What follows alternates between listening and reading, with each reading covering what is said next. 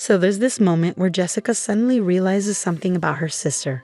She thinks her sister is kind of sad and unlucky, and then she gets this idea. What's the idea? Well, just wait and see. Jessica, wearing a fancy wedding dress, starts talking to everyone around. She even grabs a microphone. Then she says loudly to all the guests, "Does anyone want to marry my sister? She's not super smart, and she's getting older, you know?"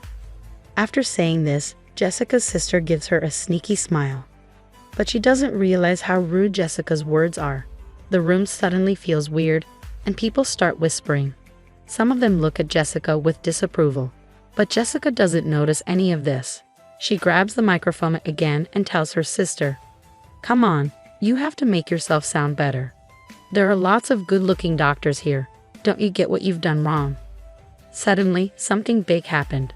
A woman named Emily Nichols, who's 29 years old and works a regular job, spoke up. She's not particularly striking in looks, just ordinary. But she has one interesting thing about her. She became a lawyer after finishing middle school. Emily has a sister named Jessica, who's 2 years younger. Jessica is pretty and outgoing, so their family always favored her. Emily, unlike Jessica, isn't noticed much. She's just average in looks and style. Plus, she's not very charming, so she didn't get much love from her family or relatives. At home, she felt ignored and often got treated coldly. She couldn't compete with Jessica's natural charm, which got all the attention from their parents. Instead of love, Emily got harsh treatment. "I tried really hard in school, hoping my family would notice me even just a little bit. But no matter how well I did, I could never beat my sister. Eventually, I got tired of trying so hard to be loved by my family. I decided to focus on something else instead of seeking their affection. I threw myself into studying, telling myself I'd find my own value. Studying hard made me feel more sure of myself, and I started to see good results. I hoped that one day my parents would praise me for my academic achievements, so I kept studying late into the night during middle school. I always got the highest grades in my class and did better than everyone else in tests, but my parents never praised me. Instead, they seemed disappointed if I didn't get almost perfect scores in every subject. They'd say things like, "Being at the top isn't enough. You need to be perfect in everything." Even if I got a 95% in a tough test, they'd still say it wasn't good enough. My mom's voice was like ice, sharp and cold. She always had something to say about my grades, making excuses feel useless. "Are you trying to show off these less than perfect grades?" she'd say, making me feel small.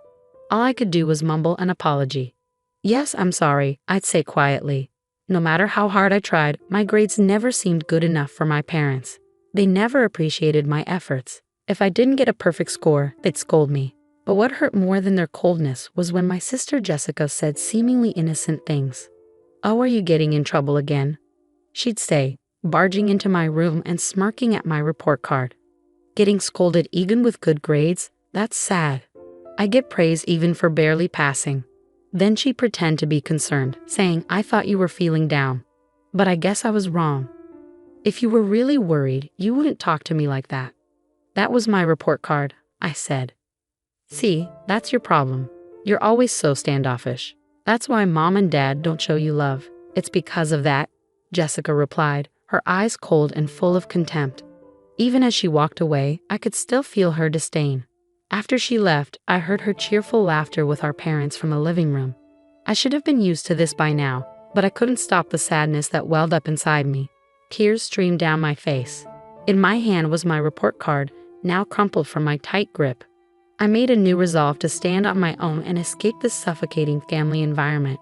I decided that excelling in my studies and improving my abilities was the key to my freedom.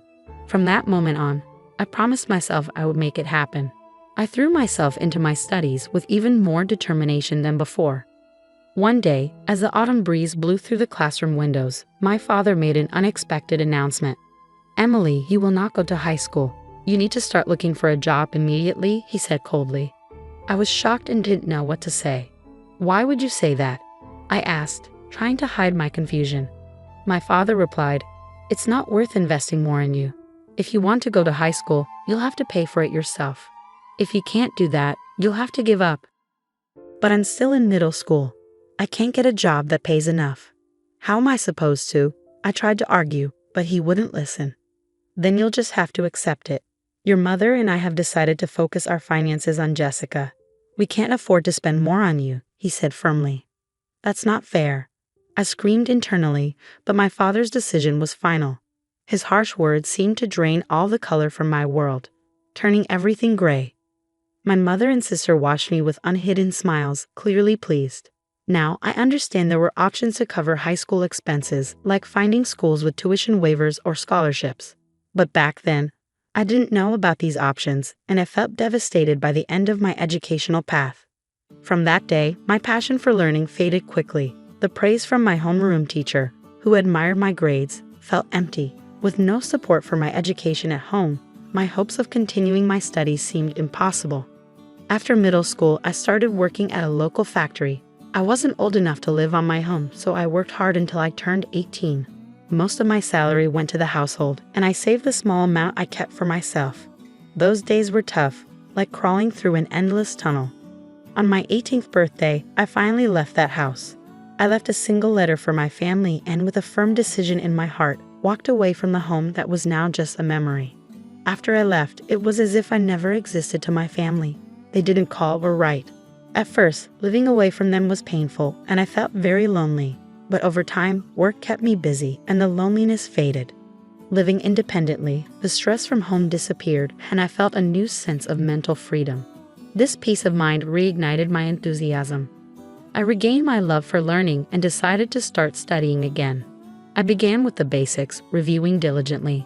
The joy of learning filled my heart once more, and soon I was studying with ease.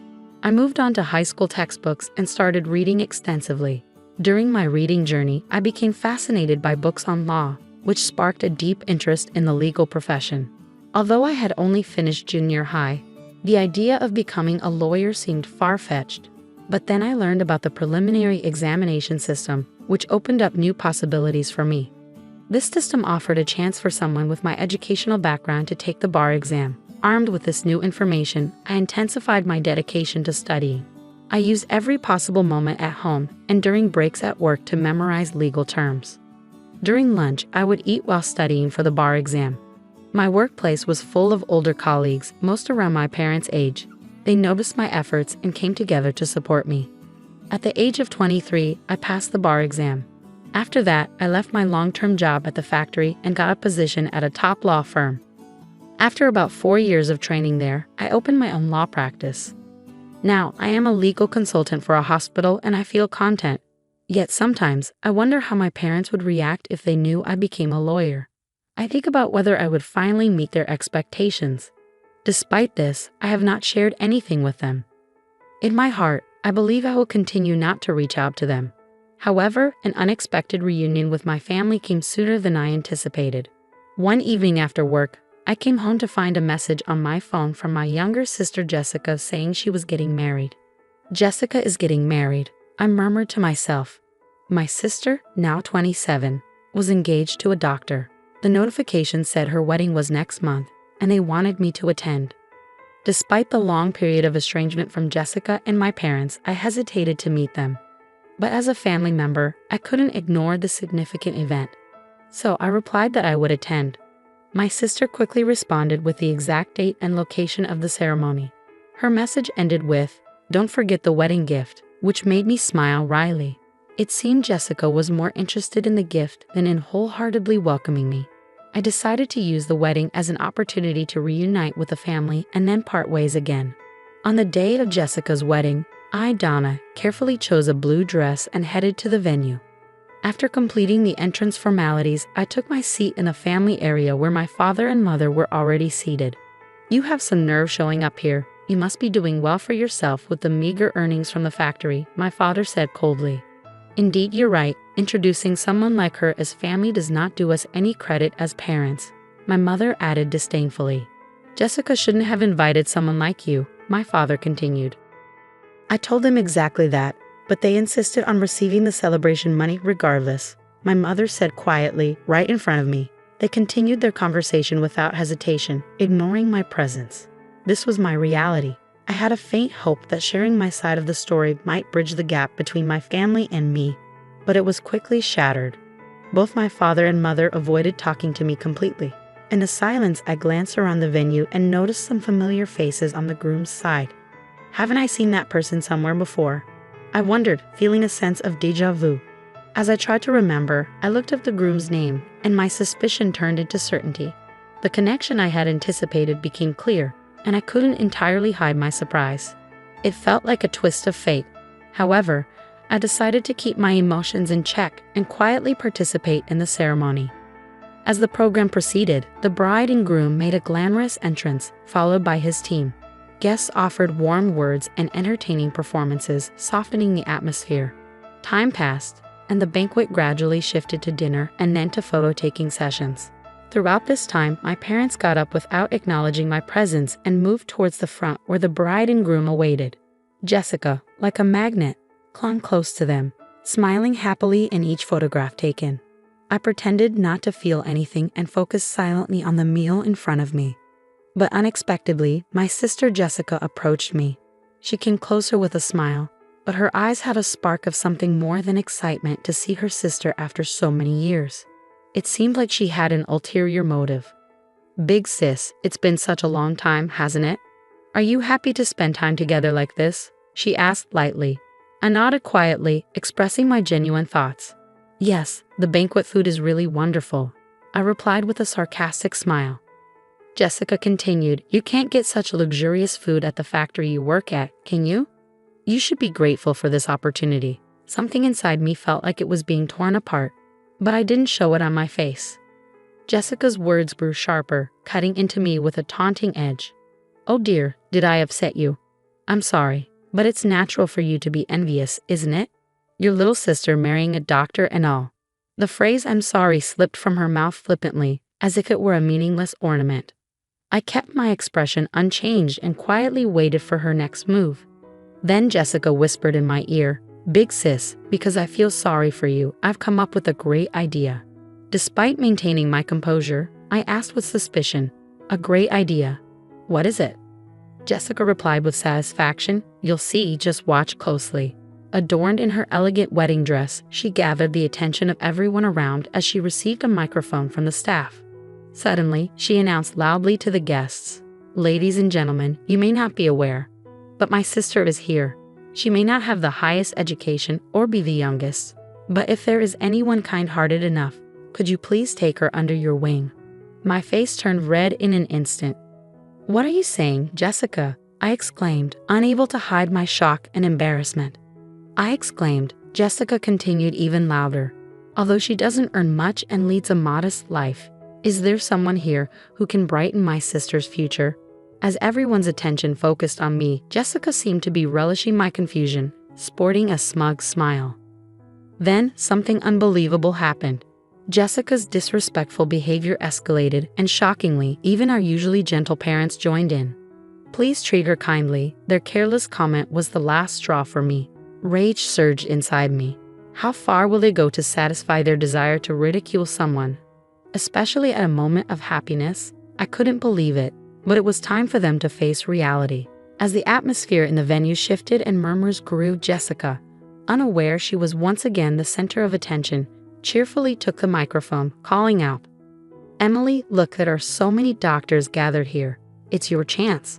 I remained silent, but my solemn gaze conveyed a strong will. "This is the end for you," I thought. Jessica, confused, could only respond with, "Heh." I approached her calmly, saying, "You'll understand soon just how terrible your actions have been." As Jessica tried to make an excuse, the groom suddenly raised his voice to address the venue.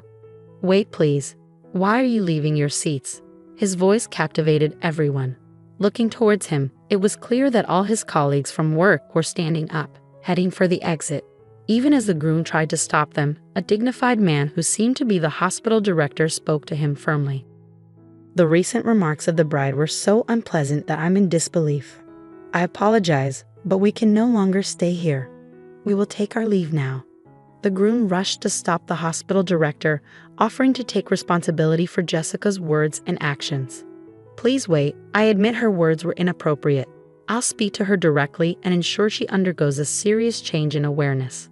However, the hospital director explained the seriousness of the situation and revealed information about me that the groom was unaware of. The problem isn't just that. Do you know what kind of person her sister is? The groom, confused, admitted he knew nothing about me. No, I only met her sister for the first time today, and all I've heard was that she worked in a factory after graduating from middle school. The hospital director couldn't hide his irritation at the groom's ignorance. Don't be ridiculous. Her sister is a respected lawyer and also serves as the legal advisor to our hospital. The groom was shocked to learn this, indicating he had no idea I was the hospital's legal advisor. The lawyer is our hospital's advisor. Not only the groom but also my sister, parents, and other guests were left speechless. I was contracted as the legal advisor to that hospital, which was where my sister's future husband worked. The reason the groom looked familiar was because I had seen him several times at hospital events. Other guests likely realized this too when they saw me.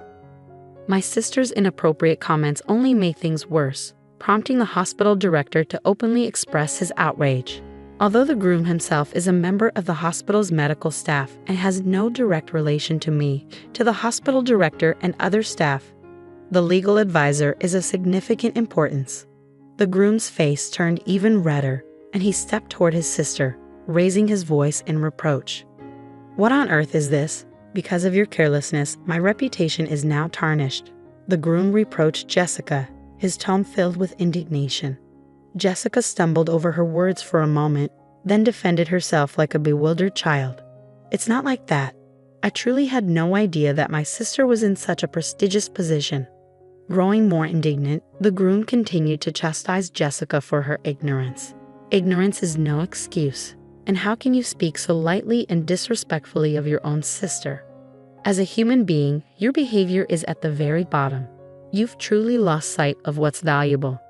Desperately trying to elicit some understanding, Jessica pleaded, "Wait a minute, listen. I have a good reason." However, the groom, unwilling to hear her explanation, declared decisively, "The withdrawal from the marriage itself. I have no interest in hearing your excuses. Our marriage discussion ends here." Shocked by his words, Jessica collapsed on the spot as if her soul had left her, her complexion turning deathly pale. Then, in a fit of anger, the groom and the guests disappeared from the wedding hall. As I was about to leave, I heard a desperate cry from my sister behind me. "Please help me, Emily." But I didn't let her cries sway me. Confronting her with a stern tone, I said, "Help you say? Why should I do such a thing for you?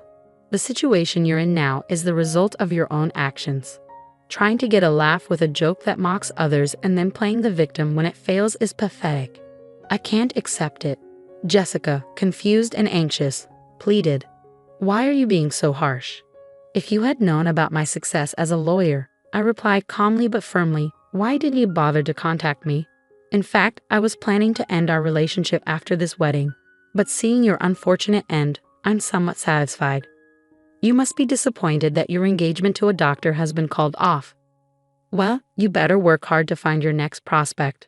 With those words, I left the venue with dignity. From afar, I could hear the critical voices of my sister and parents. Everything went as expected, and my sister's marriage was no more. The parents, who had believed a secure future was guaranteed through my sister marrying a doctor, expressed their anger towards her for the first time. Amidst the chaos, my sister, always pampered, couldn't bear their anger and sought solace with a broken heart. But I turned a blind eye to her pleas, devoid of sympathy. I never answered her calls, despite her repeated attempts, and I cut off all contact with the family. I heard that my sister had quit her job, now unemployed, estranged from our parents, and spending her days isolated at home.